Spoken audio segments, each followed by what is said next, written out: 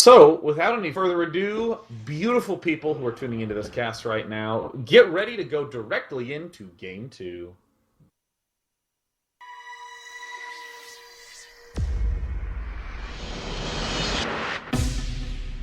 Link engaged.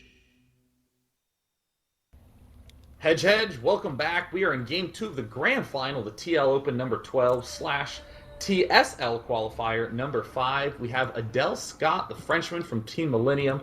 In the top left is the orange Protoss pieces. He is currently up 1-0 against his opponent, ThorZaIN from Prae. Adelscott asking some provocative questions right at the outset. That's on my mind, too. Why no siege tanks? Well, it looks like ThorZaIN is given a little bit of blame because of the bad start. But either way, in the bottom left is Prae.ThorZaIN, the blue Terran pieces representing Team Prae, obviously, and hailing from Sweden. Now, Day, getting cross positions, who do you feel in this specific matchup that's going to favor? And I don't mean Protoss versus Terran, I mean these specific players. Well, that's an interesting question. I think that... part of me wants to initially jump and say, yeah, Adelscott is definitely going to be the player with the advantage. As we've seen, he's very aggressive about expanding. These are positions that favor expanding. He's better with general big army movement. A lot of people will have more refined micro, but as we saw in Adelscott versus Mana, the timing at which Adelscott just flanked both sides at once was just impeccable. Right. But if you do a very passive mech style on this map, there's a lot of places you can control and set up a lot more expansions after the fact. It's very, very easy to have a lot of bases secured. So if ThorZaIN does decide to do something passive enough, it might be very hard for Adelscott to be able to break it. Yeah, definitely true.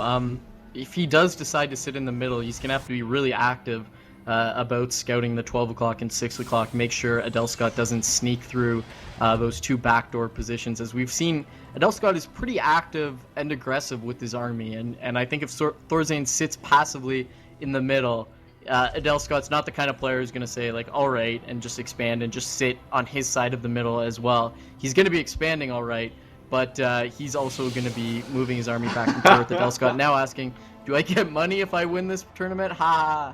Yes, you're going to get $100 courtesy of TeamSpeak. That's actually kind of a cool question. A little bit funny. Oh, look at ThorZaIN. Ooh. It's like interesting mixes of personality going on here. Let us duel. Silence. It's one of those moments where you can tell Adelscott is, first of all, very happy to be in the finals and very happy that he won Game 1 in such a convincing fashion. But also that he entered this tournament just for the competition, not because he was sitting around saying, I need to make $100. Yeah, let's just play StarCraft 2 for the money. And as we see, ThorZaIN is a little irritated from the previous game, demanding that he just, keep his comments to himself, essentially. So that way he can focus. Yeah. Oh, sorry. I just said let's take a look at the bit of a reversal from Game 1. We have ThorZaIN putting up that quick command center, getting out the Marauder and the Marine. No research on that tech lab, and now following up with a Reaper. So Reaper going to be used to scout, it looks like, as he rallies that to his backdoor, now taking control of it to move over. So ThorZaIN going to have the advantage of the quicker expansion here in game number 2, and that may be kind of, the blame of early build orders. We're going to have to see if that pans out, as he's got the benefit of build orders here in game number 2. Does look like the early expand going down for Adelscott as well. So looks like we're going to have a long game ahead of us.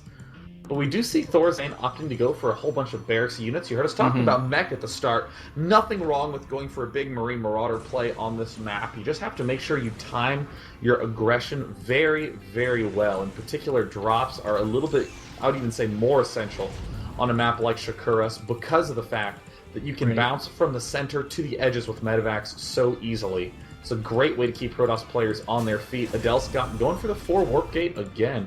Again, feeling a little bit bold, but you know what? He saw Marauder at the front. He has to have a good sense of what's up.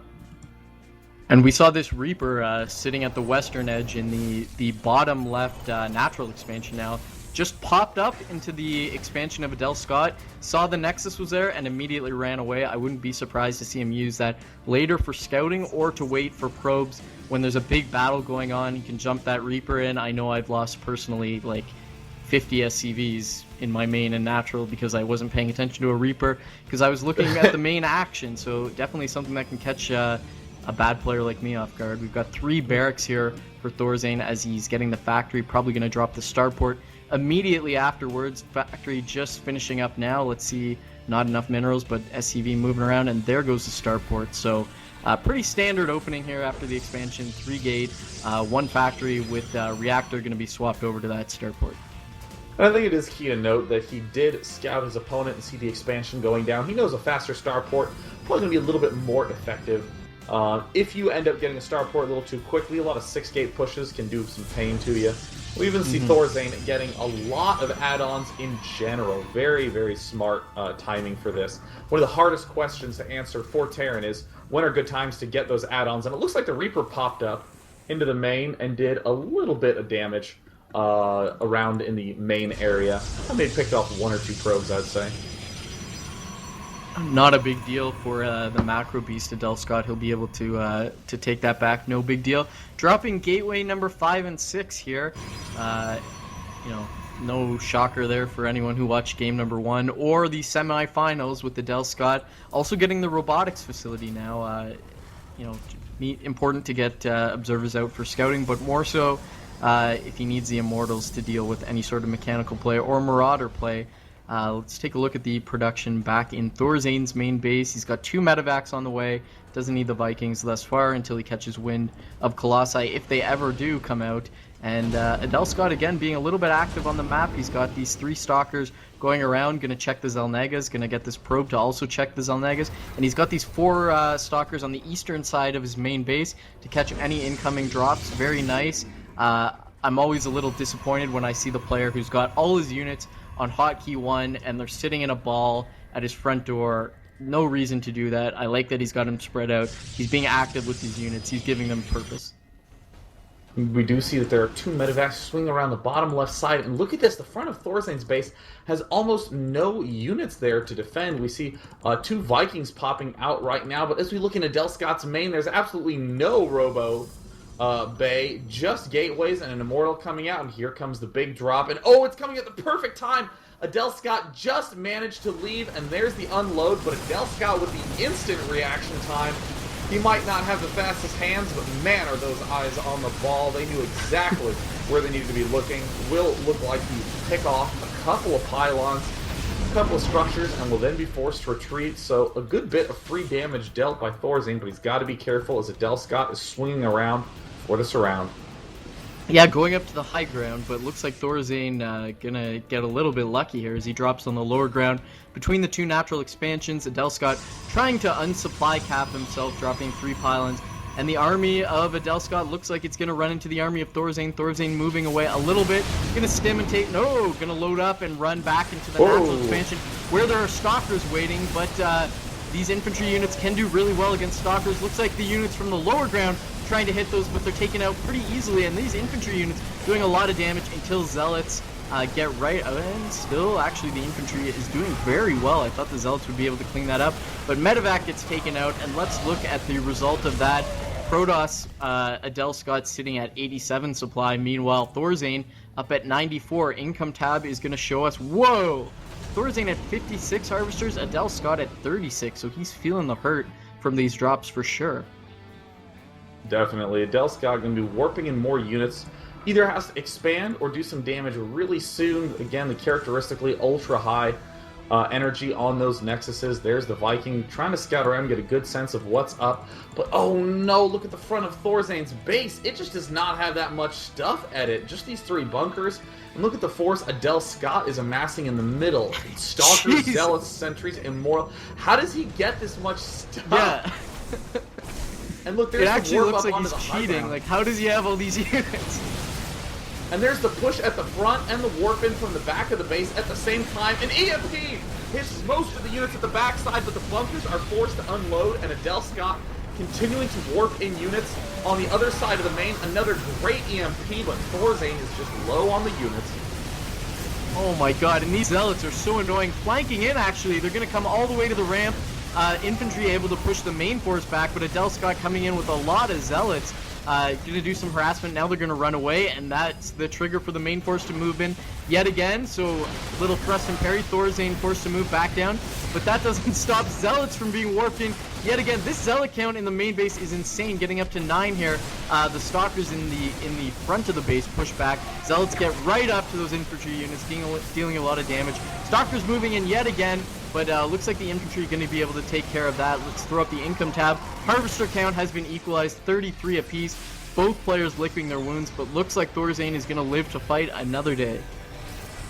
Yeah, we do see all that chrono boost being spent on mass probes up right now for Adelscott. In the production tab, we see the Colossus Den going down, the robotics bay, that is, what lets you build the Colossus. Adelscott continuing to warp in a couple of units into the main to be annoying.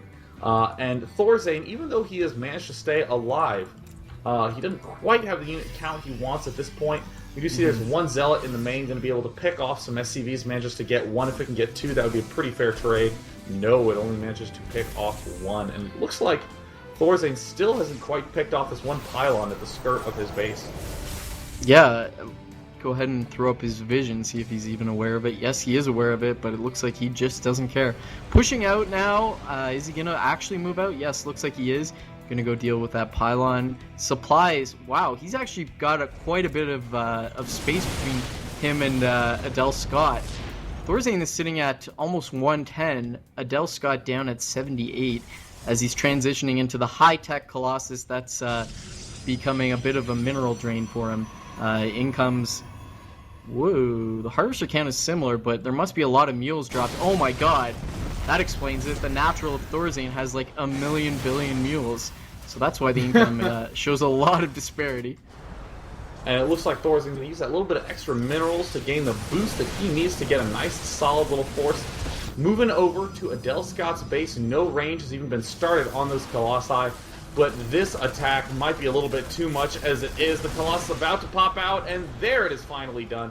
So we might be able to live to see another day, but that is a lot of medevacs. Now we see this force of Adelscott trying to advance forward. The Vikings beginning to do their work. Some nice force fields, but there's the EMP. Doing huge damage on all those units. More Zealots try to get warped in, but look at that infantry count by ThorZaIN. Wow. Tearing everything to shreds, and there is the good game. And, you know, I don't think it would have mattered, but there still are these 4 stalkers in the main base of Adelscott, which he just left to sit there. So a little bit of a mistake there. But, of course, 4 stalkers probably not going to make a big deal in that game. So, you know, ThorZaIN having the early game advantage, as he complained about in Game 1, not having that advantage, and does take the game. I was a little bit scared for him when that big Adelscott patented mid-game push came through. Looks like it was going to tear him apart, but ThorZaIN dug himself in and swung it back to take the series to 1-1.